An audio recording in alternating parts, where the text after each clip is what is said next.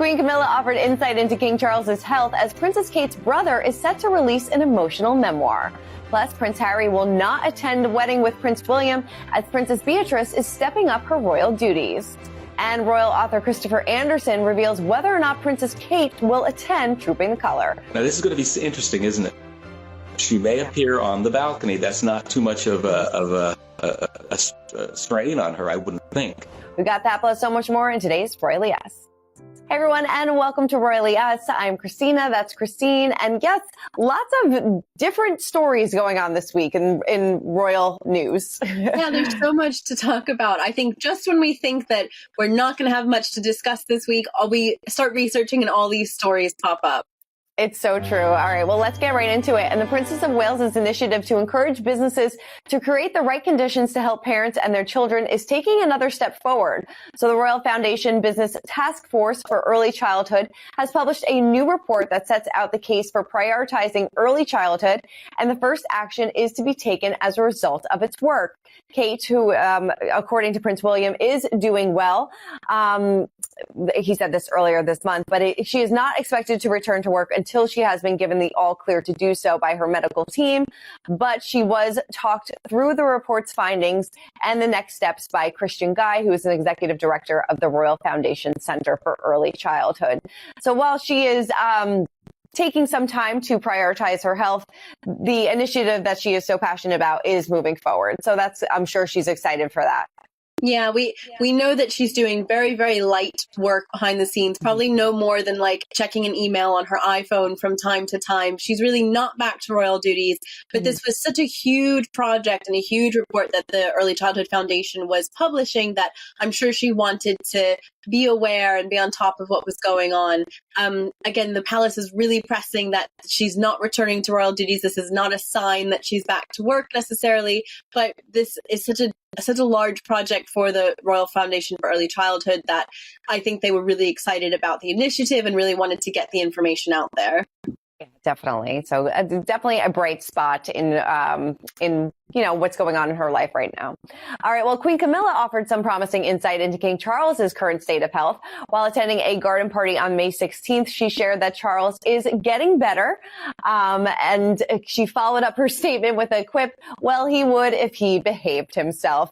Her update comes 3 months after the monarch was diagnosed with cancer following a routine prostate procedure. So yes, always taking a little joke, which I like, but would love to know how he's not behaving. I mean, we know he's tremendously hardworking. Mm-hmm. So many people have said he works late into the night and he's the first one up in the morning. And those red boxes come every single day, whether he's resting or not. So I imagine from what we know of King Charles, he is not resting as much as he's supposed to. He's not taking as much time off as, his doctors are probably telling him to go lie down. And he's instead, looking at formal documents and then pottering in the garden. And I can just see Queen Camilla sort of chasing after him saying, no, go sit down. You need your rest. And we know that he's a tireless worker. He's hugely dedicated to his work. And we're seeing that as he's returned to light royal duties in the last few weeks. Right. Yeah. Light royal duties, but it still seems like so much. So he's definitely not slowing down. Well, this was a story that divided the internet. It divided royal watchers. It divided pretty much everybody. So artist Jonathan Yeo is overjoyed by the reaction of his portrait of King Charles. He unveiled the mostly red portrait at Buckingham Palace on May 14th. And is the first official portrait of Charles since his coronation. And it sent a shockwave through the internet with art critics and social media users alike divided by the work's bold use of the color red.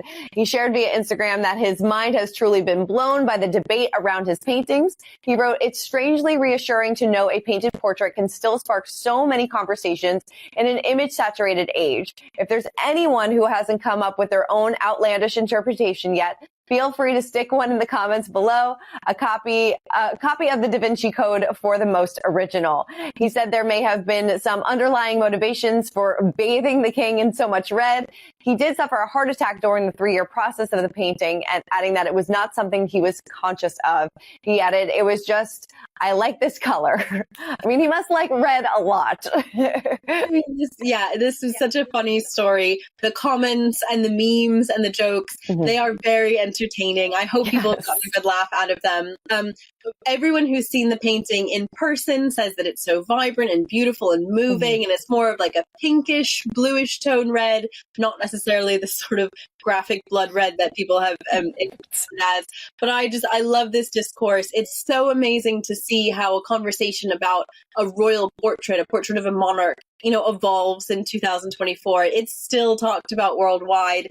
It kind of goes to show how, influential these things can still be, albeit in a very different way than royal portraits of the past. But yes, I think it's well worth looking at some of those memes. They are pretty funny.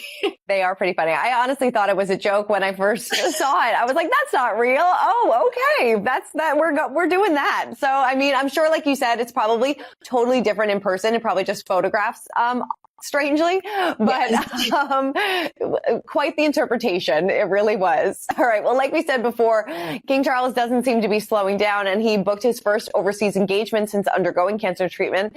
Buckingham Palace revealed that he and Queen Camilla will travel to France in June with other members of the royal family to mark the 80th anniversary of the D-Day landings. After visiting monuments in Portsmouth, England, the couple will journey to Versailles in Normandy, France. On June 6th, they will attend the Ministry of Defense and the Royal British Legion's commemorative event at the British Normandy Memorial. His Majesty is the patron of the Royal British Legion. Prince William and the King's sister, Princess Anne, will also join them in Normandy for additional engagements. I know that they always commemorate D-Day, so this is, while it's probably not a long trip, it's definitely something that, takes him out of his comfort zone where she's been in the past few months. Yeah, definitely. I mean, this is, it's a big step forward in terms of his health and his return to public duties. It probably will be very tiring for him. So I wouldn't be surprised if maybe he had a few quiet days or quiet week afterwards. But this was so expected. If he was going to return to public facing duties for anything, it was going to be these D-Day commemorations, because as you said, this is so important to the royal family, remembering D-Day, remembering all those who were lost during World War I and World War II. It's a huge part of British culture even. I mean, this is remembered with very somber tones every time, every year, every anniversary. This one is a big anniversary, but I would say every anniversary is commemorated by members of the royal family. Right. No, definitely. I found this story very interesting that King Charles is officially richer than his mother, the late Queen Elizabeth. Now, this is according to the Sunday Times. The Sunday Times is 2024 rich list. So this list states that Charles is currently the 258th wealthiest person in the UK with a personal wealth of approximately $770 million.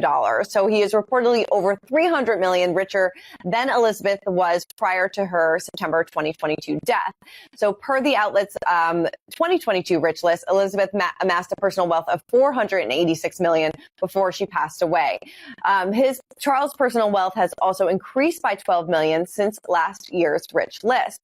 So interesting, definitely an interesting list, don't you think? It's such an interesting list when you sort of think about how members of the royal family amass their wealth and what it actually means. It's not like he has a credit card limit of £700 million or $700 million. And he's not even close to the richest man in the country still. His Prince George's godfather, Hugh Grosvenor, who we'll talk about in a little bit, is worth $12.8 billion.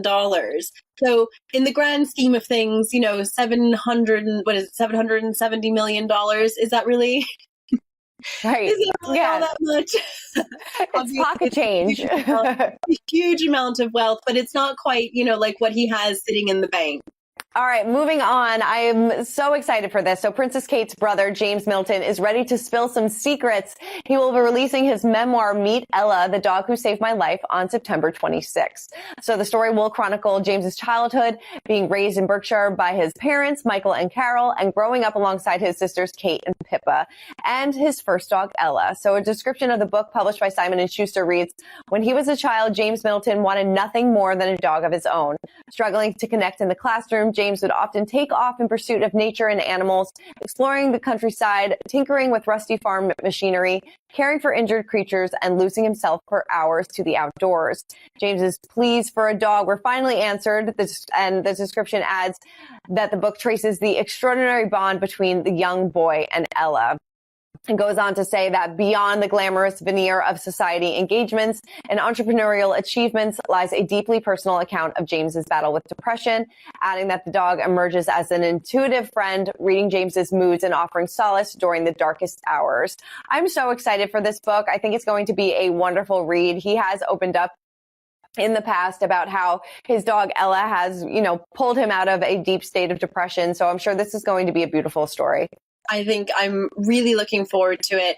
I'm sort of torn because I don't really expect loads of inner secrets of the Middleton family. I don't think we're going to get all the tidbits that, maybe are being rumored, if you will. But I think anyone who's owned a dog or loved a dog or any animal, I mean, how amazing are pets to know when we are at our darkest moment, be there for us. So I think this is definitely going to be a tearjerker of a book, but I am so looking forward to it. I really am too. I know September can't come soon enough. All right, let's spill some royal tea. And Princess Beatrice is bringing her royal family duties to the next level. A source tells Us Weekly that Beatrice will be stepping up the number of engagements that she does.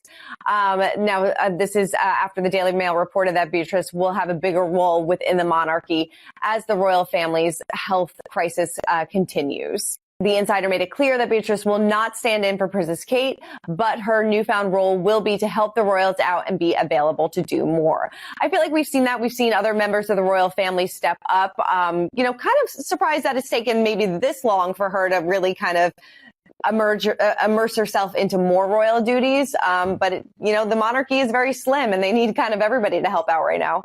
Yeah, definitely. I love Princess Beatrice and her sister Princess Eugenie, and we all love Zara and Mike Tyndall. We've seen them. They're stepping out at a garden party this week, so we're probably going to see them more present supporting the royal family.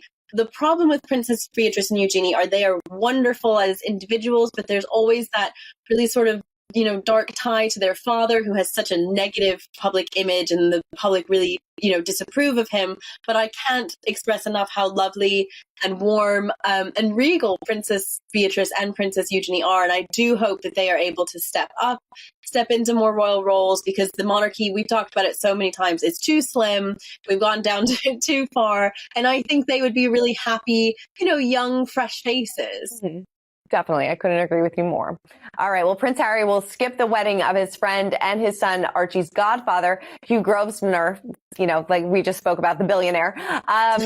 So this is while his older brother, Prince William, is set to be an usher at the ceremony. So Harry and his wife, Meghan, are expected to miss the ceremony to avoid Harry's fractured relationship with William overshadowing his friend's big day. Now, this is per the Times. So Grosvenor will marry Olivia Henson at Chester Cathedral in Chester, England on June 7th, with around 400 guests expected to attend. He is considered, like we said, one of the richest men in the UK. He is the godfather to both Archie and William's eldest son, Prince George.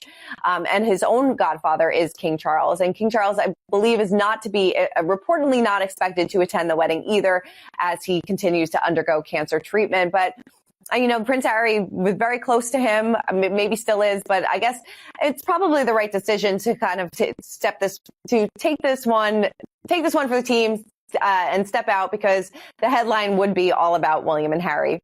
Yeah, it would. It would really take away from the event. And then obviously with Harry's ongoing disagreement with his security provisions in the UK, right. He's always going to struggle with that. So I think he's really only going to be there when it is absolutely top priority, and probably not as often as he would like. But this is going to be the wedding of the year. Yeah. I mean, the most royal wedding that we will see for a long time. I'm really looking forward to it. Prince William is rumored to be an usher at the event. Yep. And I would not be surprised if we see certain little page boys and bridesmaids from Prince William's children as well. I don't know for sure, but I think lots of people are expecting that. And as you said, the Princess of Wales is not expected to attend, and neither is the King. But honestly, I'm so looking forward to this. It's like the most royal wedding we're going to get for a long time. You're so right. I wonder what $1 billion wedding could look like. It's going to be something to watch. It's going to be a good one. All right. Well, Prince Harry and Meghan celebrated their return to the U.S. after their trip to Nigeria by stepping out to dinner with some friends. They were spotted at Lucky Steakhouse in Montecito, California with their friends Brian and Tracy Robbins. The night out came one day before the pair officially marked their 6th wedding anniversary. I can't believe it's been 6 years. It's so crazy. It seems like it was yesterday.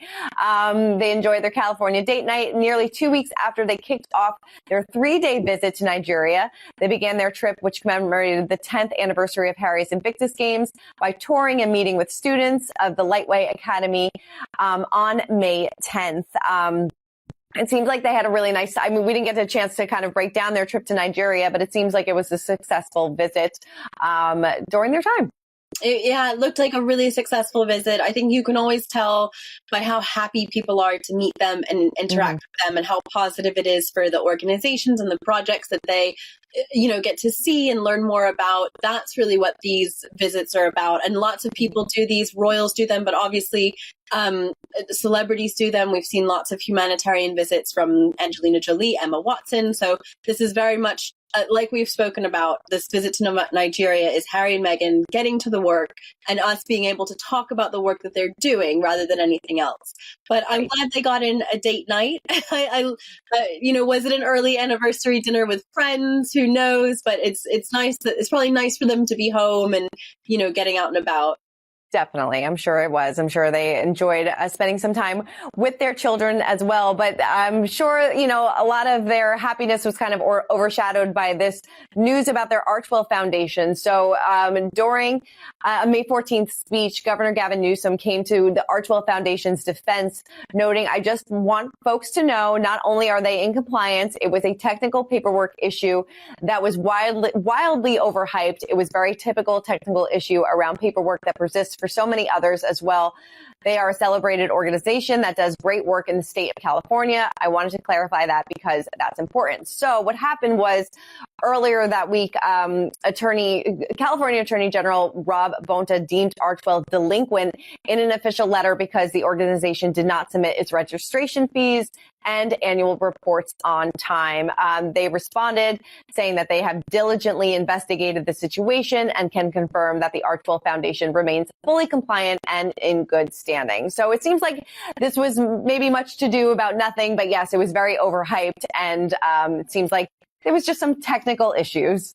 Yeah, it sounds like, we've all been there where the government paperwork doesn't go quite as we had liked. But this is a good example where everything Harry and Meghan does, unfortunately, is now under an incredible microscope, where hundreds of businesses and organizations might have this same issue pop up with a clerical error, or someone's in the office didn't file the paperwork the way they were supposed to.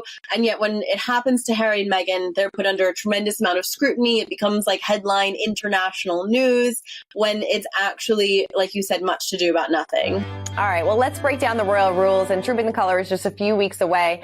And on June 15th, many eyes will be on the balcony and wondering if Princess Kate will be making an appearance. Well, we spoke recently to Christopher Anderson about the probability of Kate being on the balcony. Take a look. There was a report that her hiatus may be prolonged. When you heard that, what kind of went through your mind? Does it seem like maybe this is more serious?